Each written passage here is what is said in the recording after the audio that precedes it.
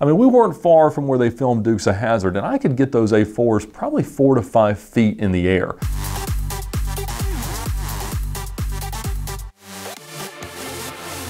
As you think about what your dream job is in the car industry, it becomes pretty obvious that you've got to build a resume to qualify yourself for that position. And it takes taking some jobs that might seem beneath you or don't pay much of anything so you can get the experience and learn the industry and be the candidate they look for whenever the right job that you really want pops up.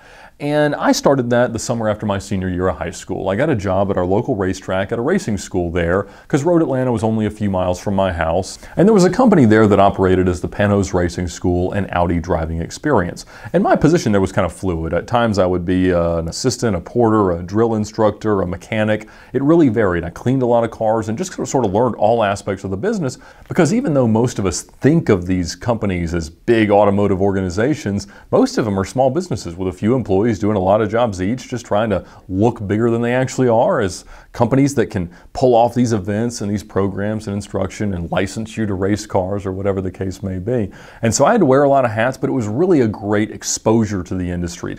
On the Panoz side, we had a whole fleet of Esperante race cars, and they were really rebodied Mustangs, but they had these racing clutches. I mean, they were pretty well-built cars, but we had no idea how to use them, and the clutches were so tight that, I mean, we would stall them so many times every time we had to move them that we'd have to get a jump box or just push them wherever they needed to go. But nobody around me seemed to know much more about what we were doing than I did. But we had so much fun, as you'd imagine. I mean, we'd have drifting contests in the pit carts, and for the Audi side, it was mostly like teen driving schools. So we'd have people come in and do these, multi-day classes where there'd be slalom and lane change and heavy braking and hard acceleration and all the stuff you should really have done before if you take a car out on the road.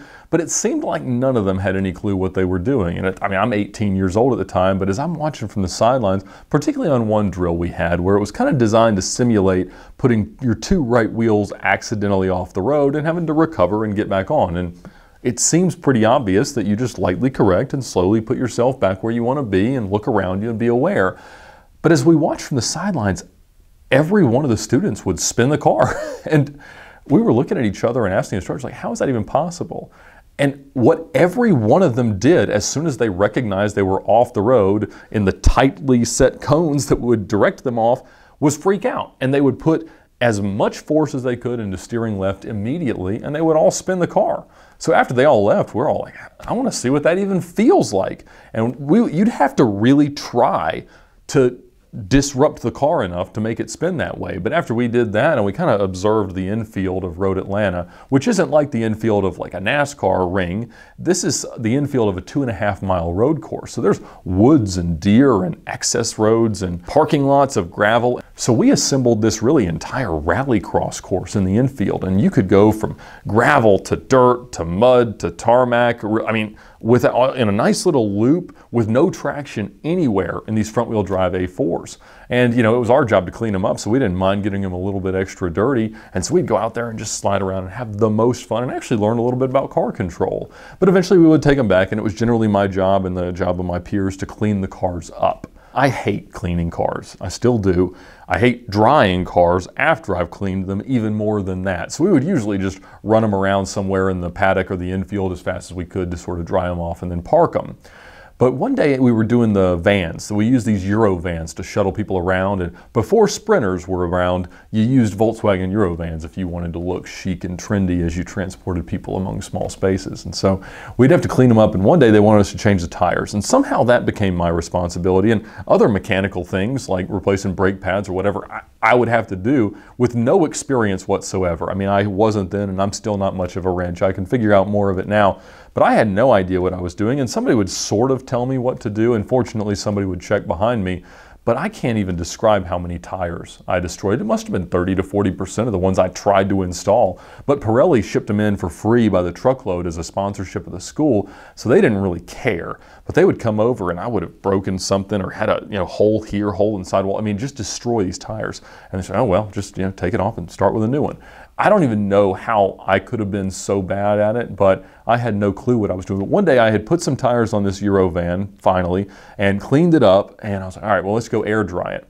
But I used a ton of the soap and water to make them more slippery and try to get them on the wheels. that had just happened, and obviously it hadn't dried. So I'm coming down the hill into the infield and about to take the left across the bridge in turn 12, and I am full four-wheel slide as fast as I possibly can, because even though they had a really high center of gravity, these vans, they never really flipped over because they had so much tire sidewall. But as I'm amidst this slide with a coworker of mine in the passenger seat, the front right just explodes, and it just gets peeled into the wheel well off the rim. And he's like, what in the world just happened? So we get out and inspect it, and it is just mangled. I mean, all around the suspension, the brake, I mean, it's just a mess.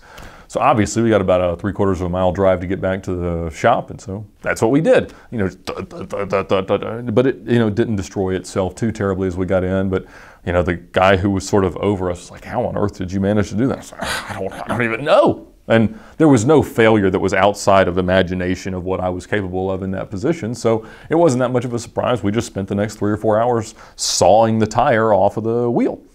The Audis were a ton of fun. There's an autocross course we would use for a lot of the drills, especially with the teen drivers, and a skid pad next to it between turn 6 and 7, kind of in that part of the infield. But there was an old skid pad outside of turn 1 that they didn't really use anymore. And we would play around that all the time. And it was kind of terraced. So you had the skid pad, and then below it there was some more spectator area, and then above it there's kind of the main spectator paddock that you'd assemble for track days, and a little gazebo sort of awning thing right next to that. And between the skid pad and that level, there's about an 8-foot rise at probably a 30-degree angle.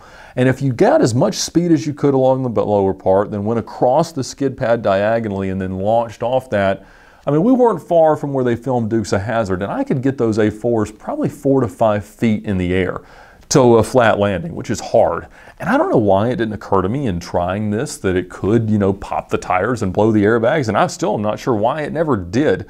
And of course, one of the best things about the job was just being at the racetrack all the time. It has sort of a night at the museum feel as you adventure around and use all the facilities. And one of the most fascinating things was one of the neighbors. In fact, the ad that you see running at the end of the videos this month from the new driving club at Road Atlanta, they occupy a warehouse that was adjacent to where we were with all our cars for the racing school.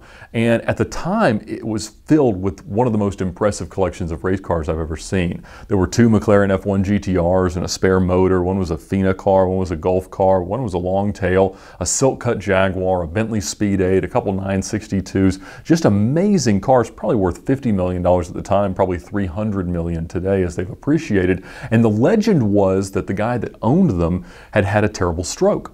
And he was in some sort of vegetative state where he didn't even know about the cars and couldn't sell them. And so periodically someone would come through and just sort of walk through, clean some things, start some things, and occasionally take something to an event, but they never really got used. But years later I found out that that wasn't precisely true. In fact, it was owned by, unsurprisingly, according to John Ficara's folklore, a drug runner that also enjoyed race cars. And so that person had been put into prison, and the cars were just sort of stuck there in some limbo state. But regardless, there's just endless fascinating and awesome things that come from just being in these types of jobs, being in these environments. And it has served me extremely well to have had it. I mean, I was called a few years later, actually, after that had become Skip Barber Racing School, to interview for the job of running that whole organization, which I certainly was not entitled to do because I had been invited not to reapply for my position the next summer. But you know, I didn't end up pursuing that job. But in 2014, I was recruited for a job with Ferrari up in New Jersey. They were looking for a project manager of their customer-facing driving programs, essentially doing the same thing I was doing there, but with all Ferraris and all their customers. And it was mostly travel, but the salary was just not enough. In fact, Emil, who you just saw in the Ford GT video from the Grand Tour, which unfortunately the Grand Tour asked us to take down and we obliged them, he applied for the same job and kind of turned it down at the end for the same reason, that it wasn't really enough money to live in New Jersey, Manhattan, and work for Ferrari and travel and have a family or anything like that. But you know, you never know what opportunities are going to come up, and you never know what it's going to take to actually get those jobs when you find them. And so taking steps now, taking the roles you can, learning everything you can, and then eventually using that to become whoever you need to be for whatever job you want to work for is important, because you're going to have a lot of fun, you're going to learn a lot, but obviously the greatest thing to ever come out of it is the stories.